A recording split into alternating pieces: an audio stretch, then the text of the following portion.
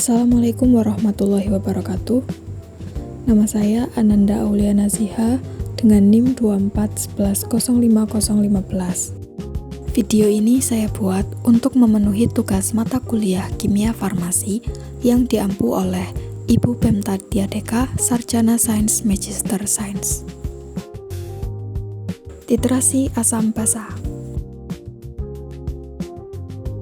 Titrasi adalah suatu metode untuk menentukan kadar atau konsentrasi suatu larutan dengan menggunakan larutan lain yang diketahui konsentrasinya.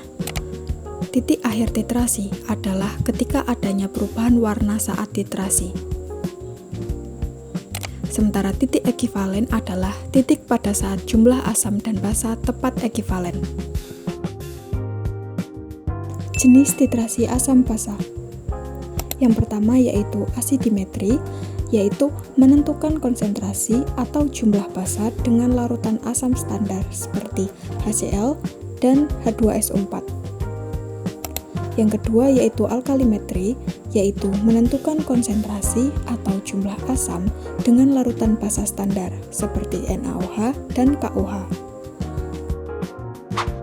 Satu contoh titrasi asam basa yang saya gunakan di sini yaitu titrasi alkalimetri. Adapun alat dan bahan yang digunakan yaitu yang pertama statif, buret, corong, Erlenmeyer, pipet ukur, NaOH 0,1 mol, asetosal, aquades, dan indikator pp.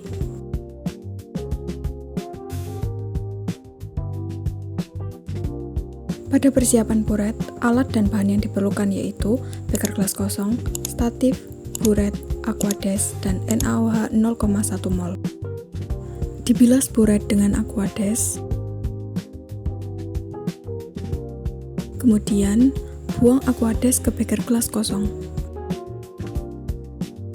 Bilas kembali buret dengan NaOH dan pastikan seluruh bagian buret terkena dengan NaOH. Buang NaOH. Buret siap dipakai untuk titrasi. Langkah pertama, dipipet 10 ml asetosal dengan pipet ukur, kemudian dimasukkan ke dalam Erlenmeyer. Kemudian dipipet indikator pp untuk dimasukkan ke Erlenmeyer sebanyak 3 tetes. Lalu siapkan statif, buret, corong, dan gelas beker yang berisi NaOH 0,1 mol. Dituang NaOH ke dalam buret menggunakan corong hingga garis 0. Erlenmeyer sebagai titrat yang berisi 10 ml asetosal dan indikator pp, dan buret sebagai titran yang berisi NaOH 0,1 mol. Kemudian dilakukan titrasi dengan menggoyangkan Erlenmeyer dan membuka keran buret setetes demi setetes. Titrasi dihentikan saat terjadi perubahan warna pink, lalu dicatat volume NaOH yang dibutuhkan. Saat jumlah ion H+ setara dengan jumlah ion OH-, maka reaksi dikatakan berada pada titik ekivalen. Saat reaksi melebihi titik ekivalen, ditandai dengan berubahnya warna larutan menjadi pink.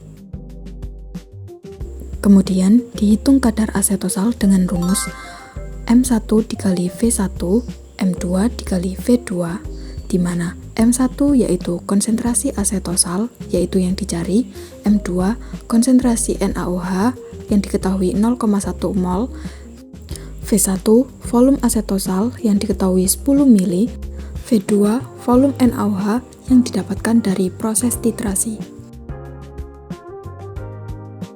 Kesalahan-kesalahan dalam titrasi.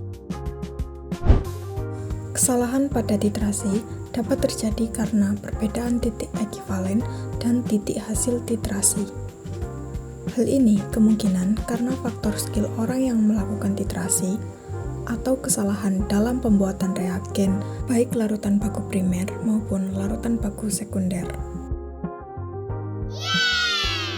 Sekian video yang bisa saya buat.